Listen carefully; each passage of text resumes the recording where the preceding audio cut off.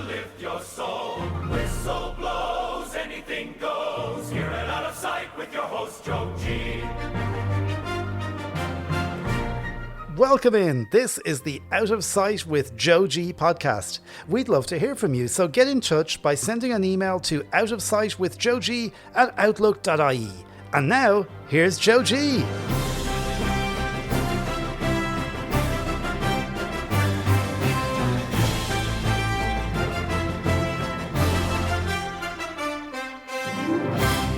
Hi, hello, how are you?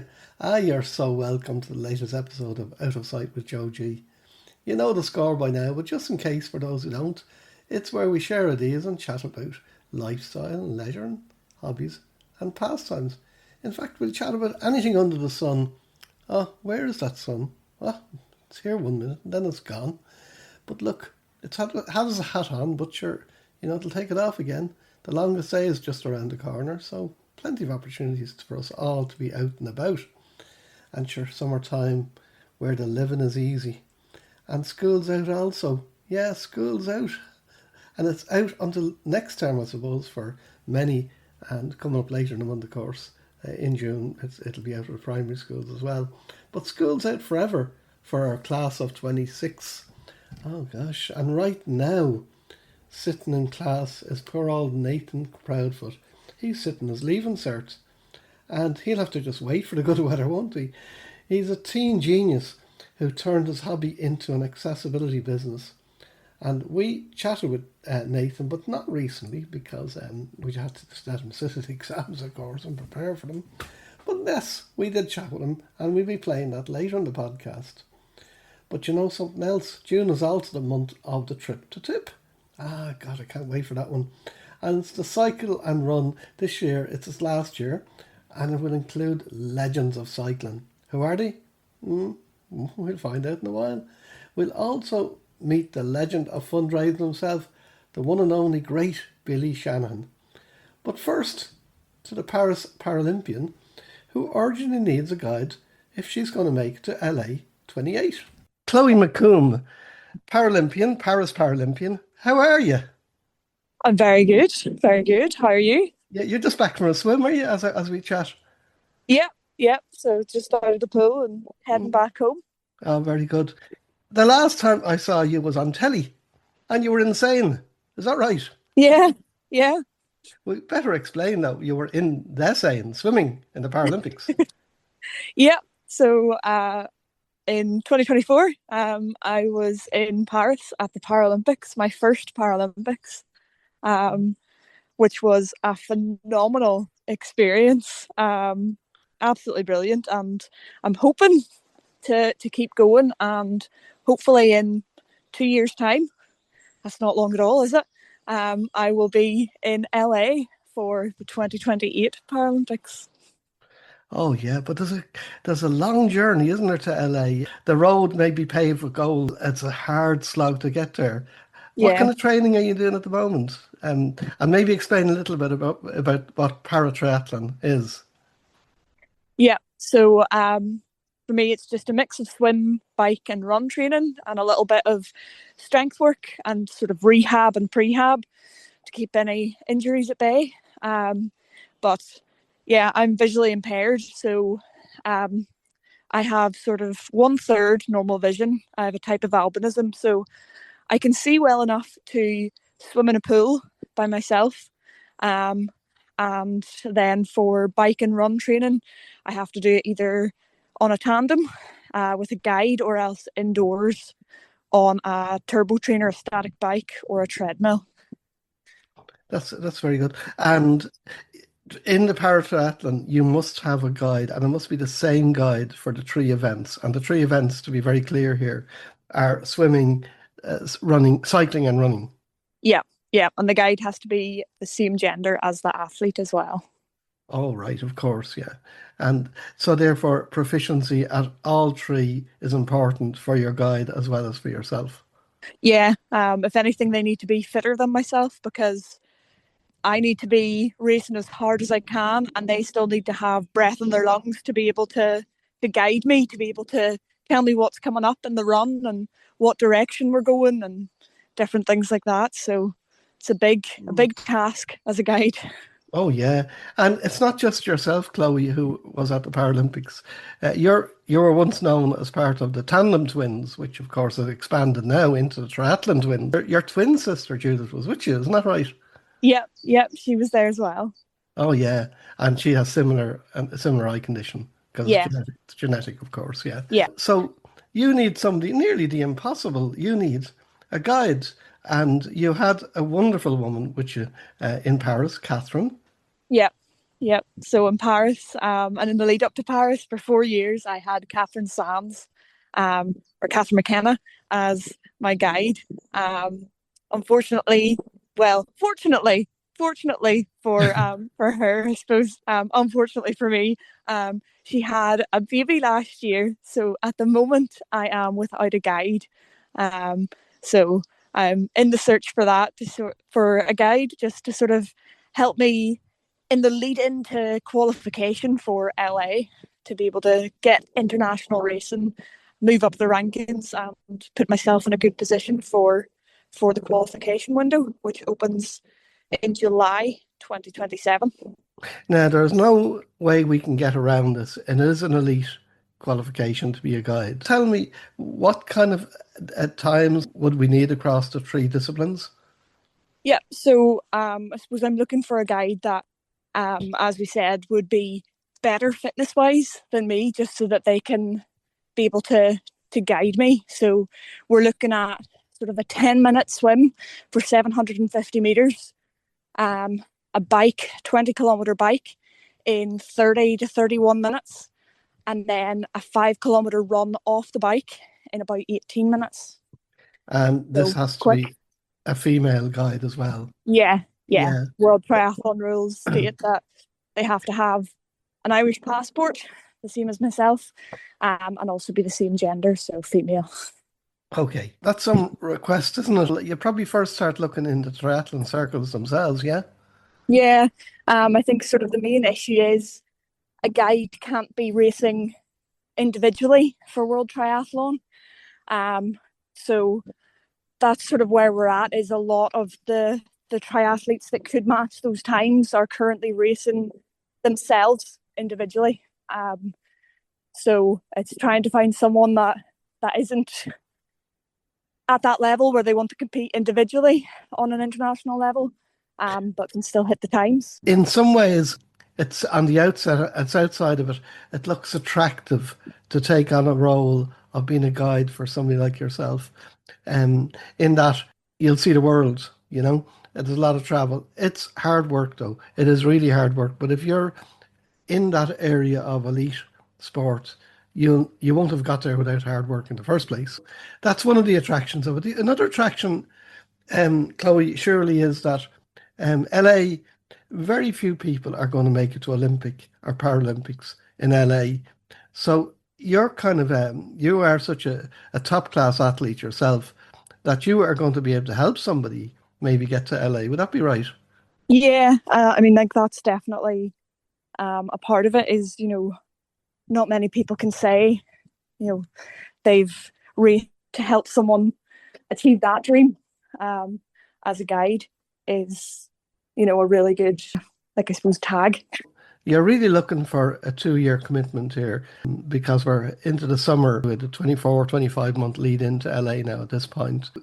They don't have to train with you every day because you do your own swimming, isn't that right? You will swim up and down LA a few days a week anyway, yeah?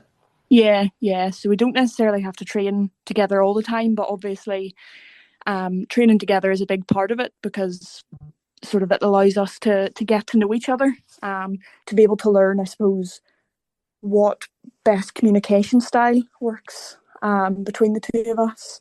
And just a lot of guiding is based on trust and friendship. So, time together will help develop that friendship and that trust whenever you're bombing down the road at 40 kilometres an hour or faster.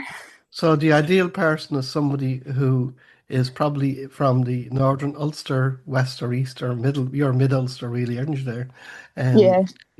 We should say that you're from outside Derry itself, isn't that right? Yeah. And at the very minimal, would be able to train with you at weekends but would probably need to be able to travel as well, available to Yeah. travel, because there's a lot of travel. And it's not a holiday, but as I said earlier, if you're in elite sport, you'll know that that's not a holiday.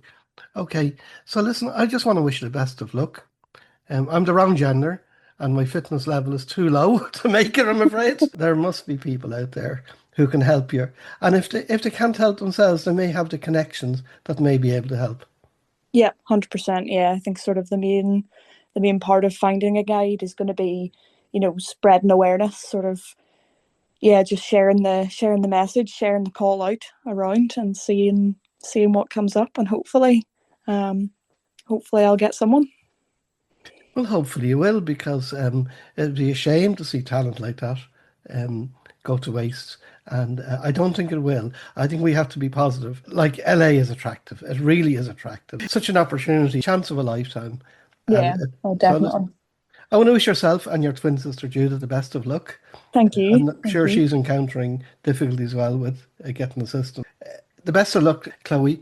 Maybe you'll come back later in the year and we'll see how you get on, and we'll do it probably a longer chat about your career to date, because it's a lovely story. It's a great story. Yeah, that would be great. Thank you very right. much for having me on. Chloe MacCombe, Derry girl, thank you very much. Thank you. Now, on the 27th of June of this year, all roads would lead to Thurles in Tipperary for the famous Trip2Tipp, which is always associated with one man, a legend, Billy Shanahan. The event marks 30 years of the famous road cycle, and sometimes also, this year, in fact, in particular, it's going to include runs and walks. So a lot to look forward to. Let's say hello, first of all, to the man behind it all, the Trip2Tipp man himself, Billy Shanahan. You legend, how are you, Billy? Good man, Joe. I'm not too bad at all. And you have with you there a man who I haven't met as yet, but we're about to all meet him. Jim Sweeney, how are you? I'm good, Joe. Now, Jim, you're the man behind all the 5K run and the walk, which we'll come to in just a moment, okay? But let's start with Billy. Billy, 30 years on, how do you feel about it? I feel great that it's coming to the last one, Joe. There have been good years, Joe. We've 30 years of organising the cycling. We had good years and we've had bad years, but I think this year is going to be a major success. I just have that feeling. We're putting everything into it now that we can. And we have Mr. Sean Kelly coming. Oh, wow. And where did you find him? Caricature. Well, it's who you know, Joe. You know yourself. Oh. Now, there might be one or two people who don't know who Sean Kelly is. You might think he's an MEP or something, okay? But no, he is not. I tell you, Sean Kelly had to winning 193 races in his time. Wow. And he was the green jersey winner in the Tour de France. And he won Paris-Nice 7 times. Wow, that's some celebrity to have. He's coming in to my own age bracket, so I want to have a good old day out. He just after coming into it there now, so. Oh, right, okay. Crack with him. Have you a birthday cake from him? Oh, you never know what we'll have from. You never know. Joe, can I just say one thing? Oh, your listeners there with the podcast, you know. Yeah. Listen to it there. It brings back a lot of memories, you know. Jerry Campbell and Pat Kelly and all these guys. It's great to hear their voices on the podcast again. See, you're making a great job of it, yeah. Oh, thanks very much. Yeah, it's bringing us all back together, isn't it? And lots of new. Back together, yeah. Yeah, it is. Yeah. There's a rich history there. Yeah, we go back to our school there, as Billy, you and I as well. So yeah, go back to all that, yeah.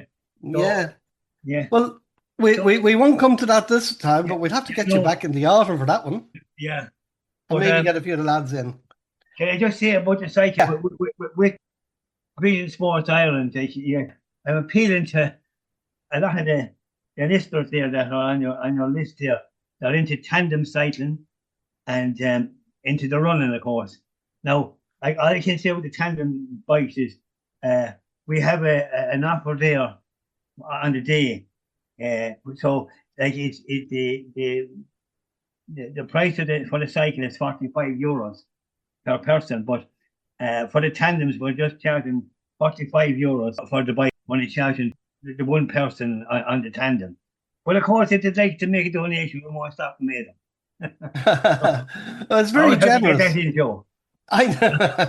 Billy, I never doubted you'd get something like that in.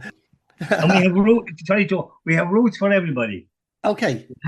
We have 140k route, and we have 100k, and then we have a 60k, and then we have a 25k for others. And by the way, the 25k is €20. So that's the one that's €20. And the others are 45 tandem or 45. Yeah. And we also have a T-shirt and a medal for at least the first 200 anyway. They sign up, or that's in for the cycle. And then we have a special cycling jersey done up for the 30th year. But I'm afraid we're charging for that, Joe. And that's going to be, it's €25 there up in line at the moment, but it'll be €30 on the day. So get online and buy it. That's all I can say. And I want to wish everybody the best of luck for the future, for whatever they're doing. And if they come to the Trip2Tipp, we'll make it a day they'll never forget. I'm sure And you will. as well, we have a big night on, and Jimmy pretty winning the night there. Yeah, we're going to get to Jimmy in just a moment. Yeah. You're raising funds, and you have been doing this for a long, long time now, and not just on the Trip2Tipp. You're raising funds for Vision Ireland. Yeah, I'm raising funds for Vision Ireland. The Trip2Tipp was always with Vision Ireland, National Council of Blind the other day. The Trip2Tipp always went to them. But I've done other things. I've done the motorbikes. I ran the motorbike trips there for 14 years, and it was given to the first one I had.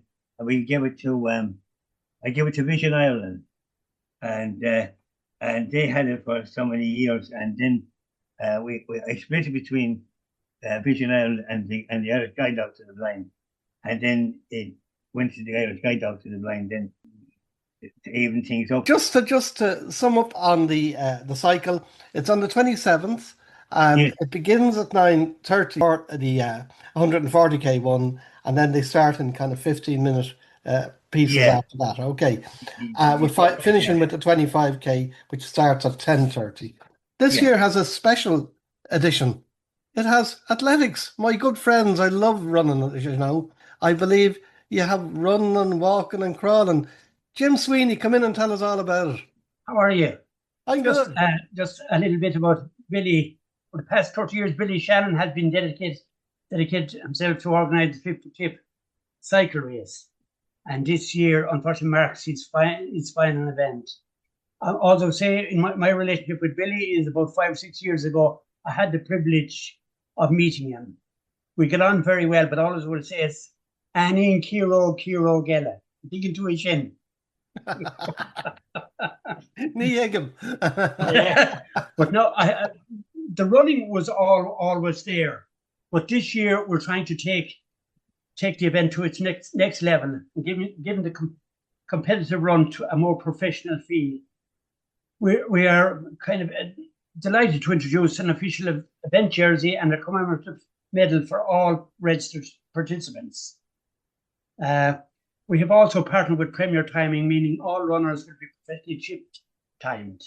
The 5km route will take participants along Seskin Lane, which is kind of, it's a nice run. It's a bit challenging, but it's not flat, but it's not too hilly either. And I think it'll be a nice challenge for the runners, walkers. And it will all finish at the Sarton Centre, where registration will also take place and where refreshments and social function will follow the event. And this is in the Thurles, in the central Thurles, yeah. It is, yeah. And part of this professional and this elevation to a higher level, we are giving cash prizes for the first man home, or the first person home, male person, and cash prize for women. And there'll be either cash or prize, sponsored prizes for second and third, and also maybe a spontaneous prize. Included, it's a fun walk as well, and it should attract all those. It's all encompass, everybody included.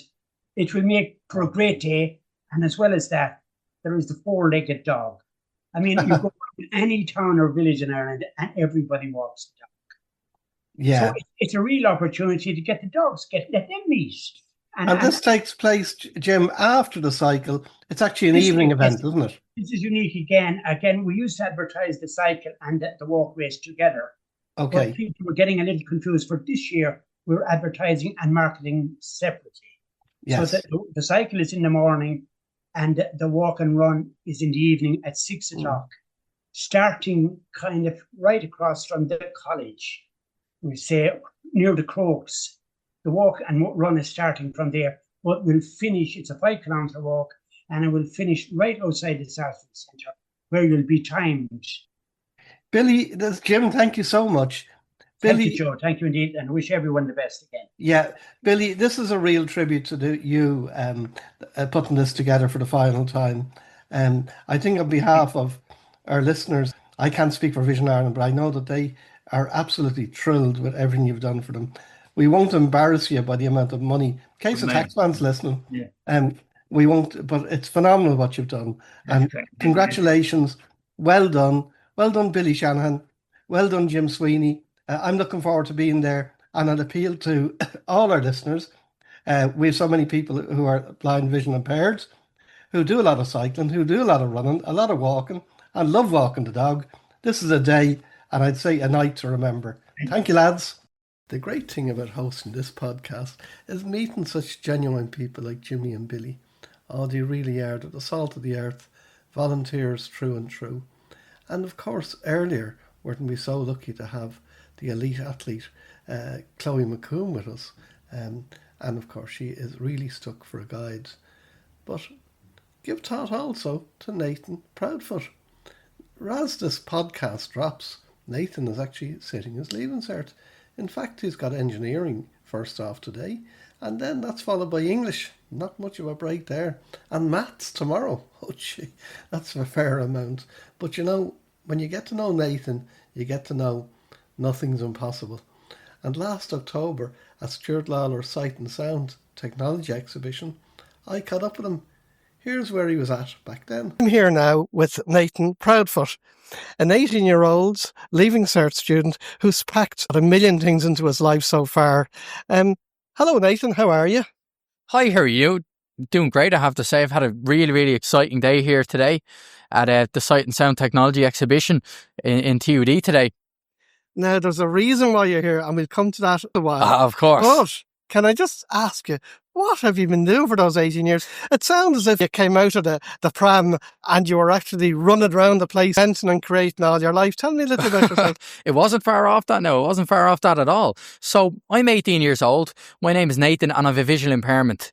So since essentially I was a young kid, I was interested in electronics. I was interested in engineering and tinkering in any capacity whatsoever. If something was broken, I wanted to fix it. If something was fixed, I wanted to break it so I could fix it. Basically, I've always had an interest in how things are made and the greater scale of things and on a minute level. So essentially, when I started school back in 2012, I was using the assistive technology devices that were massive. They were huge devices that obviously they weighed a lot and they weren't practical for portability reasons. But I saw, I got to see, you know, at a very, very special part in time that I got to see that change within only a few years, how that changed rapidly with how technology progressed, obviously to smart devices and to tablets, how I really got started. I should explain, you have some partial vision, isn't that it? That's true. I have a visual impairment. Yeah. So I have albinism. My vision level is obviously significantly less than the average person. Yeah. But you can see faces and you can see a little around. But in social situations, I'd be absolutely fine. I wouldn't have a problem seeing anybody or recognising people. It would only come to an issue if I had to read text far away at a sign or a poster or, you know, something like that. Anything else would be absolutely fine. No, that's good. It's very similar vision to what I have as well. But even as a kid, were you wrecking things, you know, were you wrecking your toys? Were you building Lego sets? Were you building ships? Well, absolutely. I remember as a kid with all my DVDs, having them organised and categorised by, you know, by which is which and what alphabetical order, and remembering exactly the name before I knew how to read or write or spell. I'd remember the name just by the picture of it without reading it or anything. So I've always been good, obviously, with picking up pictures and picking up signs on different things. But when I was a kid then, I'd always be building Lego. I'd always be building jigsaws. I'd always be taking things apart and being creative and trying to change or innovate something and just trying to make something different or change something in any capacity I could, really. Even when I was 5 or 6 and I was programming things on computers, and I launched my first app when I was about 10, a simple quiz game for Android devices then. I was always doing something. And you created that yourself, did you? I did. And then around that time I was messing around with Raspberry Pis and, different open source projects like that. Yeah. So I was always into that, and it wasn't until I really got interested in restoring arcade machines back when I was about 12, 13. How did you get into the arcade machines? Or are you talking about the virtual arcade machine? No. Physical arcade machines. So I got into that just through a common interest. Yeah. Something I really had an interest in, and how coin-operated machines operated from a machinery and engineering perspective. I thought you'd have to be over 18 to be allowed near them. They're gambling machines. So they're different to coin-operated machines. Okay. No, this would be amusement machines, not fruit machines. Yeah. Okay. So there's a big difference there. So you were fixing these machines up when you were 12 years old? So I was fixing these machines. There was one machine in particular, the stacker machine. And this is where you had to stack blocks up to the top to win prizes. And of course, there was a big restoration involved in that. Yeah. So that was an exciting project that I was really, I was 4 or 5 years trying to find a machine in a decent condition that I can get from the grow to work on. And finally I got it. And one big issue was with the LED displays. And they're all from circuit boards. And of course, circuit boards had been rusted out and broken and anything you can imagine. Now, at that point, I had no knowledge of soldering, no knowledge of electronics, no knowledge of anything. I didn't know what I was getting myself into. But I remember on 2020, New Year's Eve, starting off trying to fix this one particular small issue on the circuit board. And obviously with how bad the circuit board was, it was more than a small issue. And I was months and months, every day, consistently, hours, just attempting to fix. This was even sent off to Intel via Amsterdam through the repair facilities, and got stuck in the Suez Canal during that whole controversy, of course. Oh, yeah, that was about 2020. 2021. Yes. Around April 2021. Yeah. And that was sent over to Intel. And they attempted to repair it and sent it back as, no, that can't be repaired. I remember looking at that and I said, I'm going to fix this. And I remember I went for a small walk and something just came to mind on how I can fix it. I fixed it the next night. So at 14 years of age, you were outsmarted. It was 13 and a half. Oh, wow. Exactly. So from on then, obviously that circuit board work, I decided to start making my own projects, my own circuit boards, reproducing and designing different things. And of course I got involved in 3D printing and design on a proper scale then. And then obviously it stemmed into more app development then when it got to my device. So during that time, I was going through an awful time in school with the way the devices were, with reliability issues. I'd get into school and they'd be broken down, or it wouldn't be functioning properly. The storage would be gone. It wouldn't remember anything. It might not even turn on. So in 2020, I decided to go out on my own and design my own device to conquer the market, and essentially to make the best device that the market's ever seen. And I think I've achieved that, and I'm hoping to hopefully get to production soon. So tell us all about Nathan 1 to Nathan 14 and all of this new product that you helped develop. Brilliant, thank you. So the device I've developed is called the Nathan 14. It's a smart, innovative device for people with visual impairments. So essentially what I've done is I've fully designed this device from the ground up, from the stand to the electronics, the software, to even, the enclosures, then working with companies. For example, we're working with companies in partnership for the tablet and the keyboard and the bag. I've designed a device to be reliable, sustainable, and to have the best features out of anything on the market. So I go into my work, say, okay? Okay. All right. You go into your place of work or education. I have yes. And I go into I go into education or whatever it is I go. Yeah, okay? Anything. And I have your device available to me. How big is it? My device is 14 inches Yep. 14.2 inches. Mhm. It weighs less than a kilogram. Yep. It's very lightweight, folds up, very portable. Okay. Just as portable as any normal laptop, with a obviously specially designed bag to accompany with it.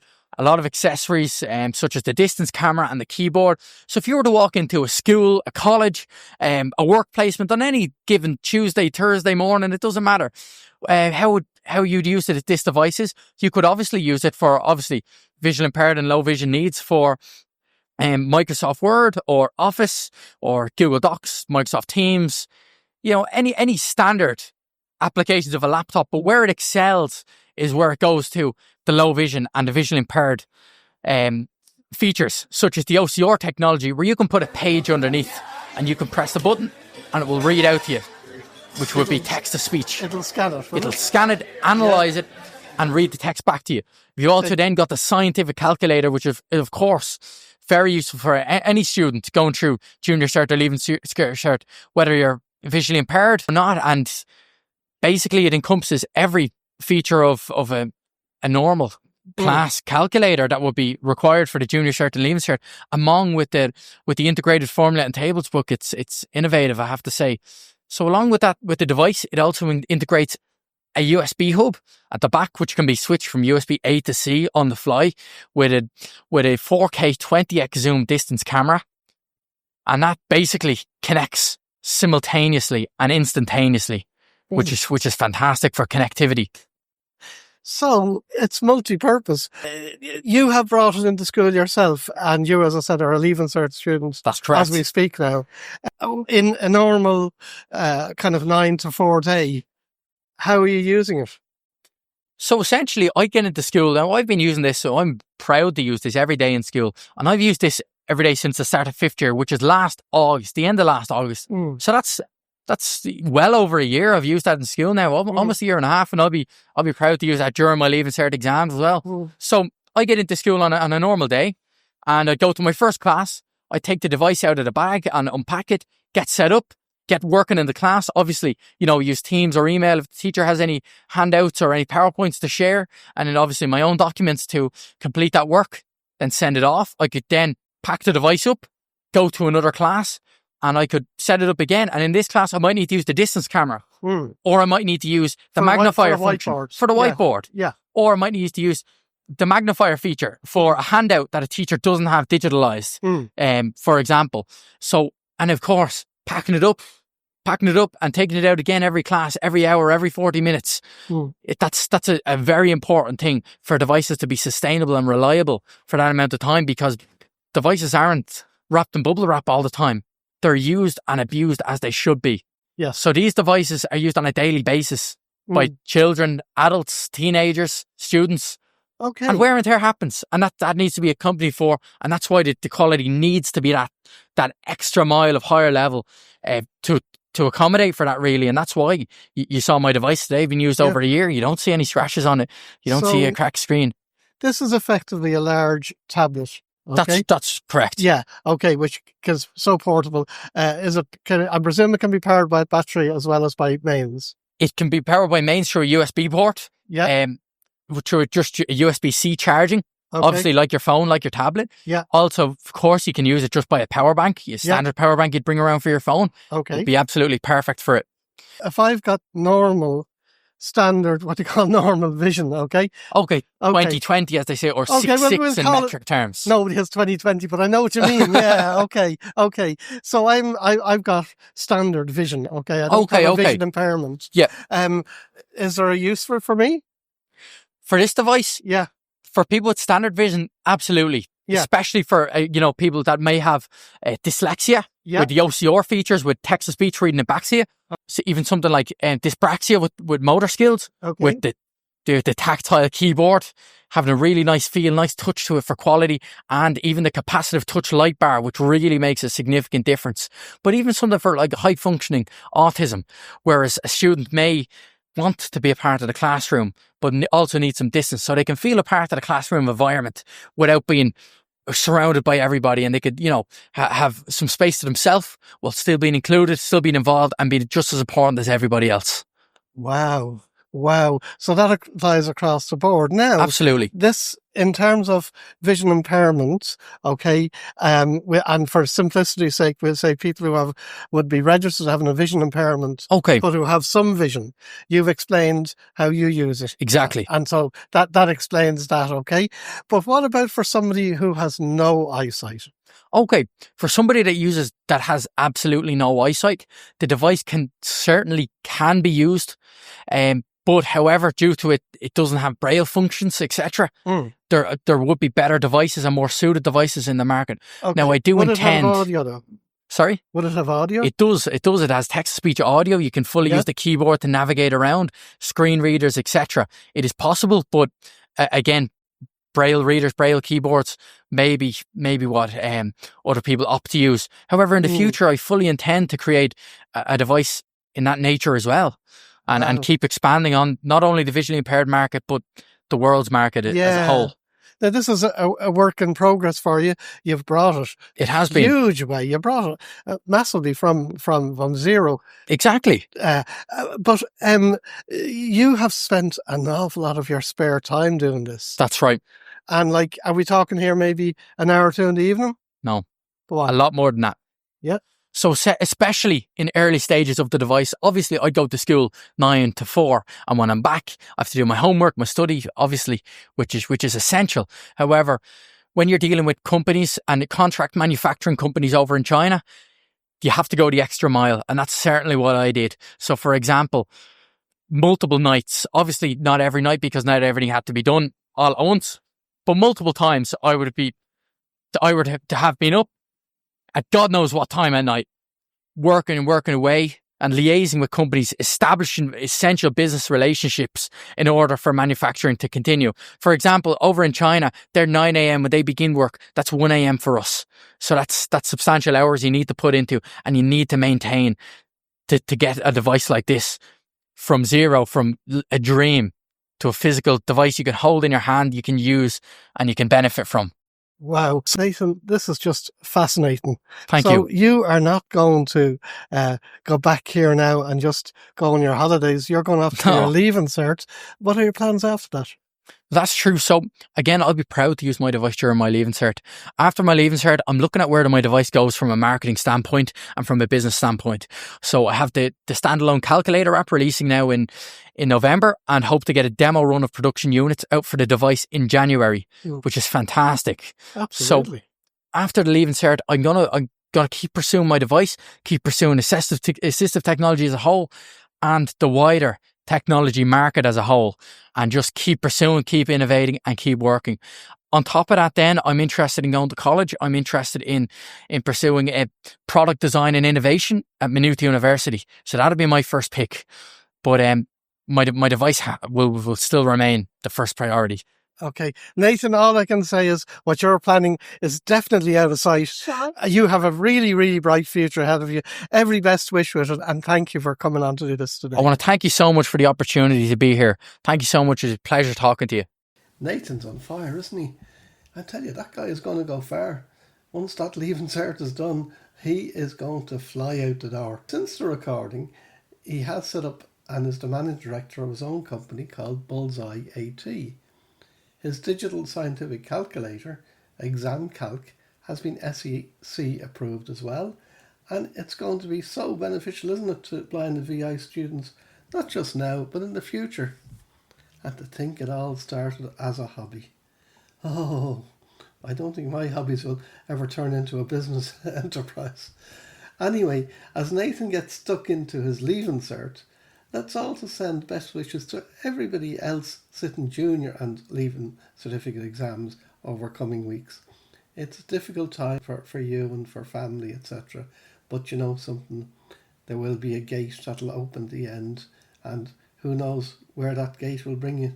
Let's wish our great friend Annie Donnelly, though, best wishes with her Leaving Cert. Annie, she's been a great friend of ours for a long time. She came to our first Mayfest back in 2017, and look at her now. Oh gosh. Now Annie, you're probably not listening to this, but no doubt your mum Kathleen or dad Eamon, or maybe even your brother Bill is listening. And if so, would you please pass on our wishes to Annie? The best way to stay connected with the Out of Sight with Joe G podcast would be to follow us on your favourite podcast platform. However, we also have a facility where on each episode drop, we send out an email or a WhatsApp. So if you'd like to join either of those groups and receive the link plus show notes and any other information, just follow the contact information which Stuart will provide at the end of this podcast. Earlier, we heard from Chloe MacCombe. Chloe, of course, was the Paris Paralympian who would love to make it to LA, but her difficulty is that she does not have a guide to help her with triathlon. Now, it's fair to say most of us here couldn't really help her in terms of participation. However, if we scratch our heads, we might be able to put her in touch with somebody who could. So if you think you could do that, or if you think you can help her in any way, her contact details are in our show notes. Also, in our show notes, you'll find all the information you need on the Trip2Tipp. That's it, folks. And it's a wrap for this episode. Don't forget to tell your friends to follow Out of Sight with Joe G on their favourite podcast platform. And did you know we're on Facebook and TikTok and lately on YouTube? Don't forget, if you have an idea or hobby, share it here. You've been listening to Out of Sight with Joe G. If you'd like to contact the show, send an email to outofsightwithjoeg@outlook.ie. Until next time, thanks for listening and goodbye.